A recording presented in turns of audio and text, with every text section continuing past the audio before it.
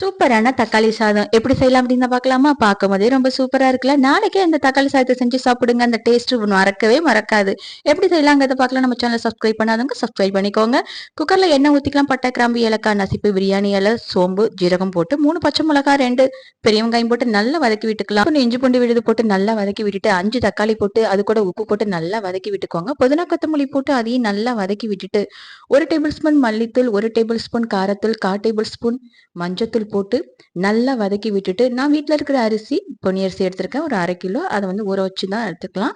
இப்ப 1/2 கப்பு தயிர் ஊத்தி அதையும் நல்லா வதக்கி விட்டுட்டு, போதுமான அளவு தண்ணி ஊத்தி கொஞ்சம் போல நல்லா பிழிஞ்சு விட்டுக்கலாம். இது எல்லாம் கொதிச்சு வந்த பிறகு அரிசியும் போட்டு நல்லா கிளறி விட்டுட்டு, அரிசி மேல வந்த பிறகு குக்கர மூடி ஒரு 2 விசில் 3 விசில் வச்சு எடுத்தீங்க அப்படின்னா, கம கமன்னு ஒரு சூப்பரான தக்காளி சாதம் ரெடி ஆயிட்டு, இது கூட நெய் ஊத்தி புதினா கொத்தமல்லி போட்டு இறக்குனீங்க அப்படின்னா சொல்லவே வேணாம். Taste ultimate. கண்டிப்பா நீங்களும் ட்ரை பண்ணுங்க.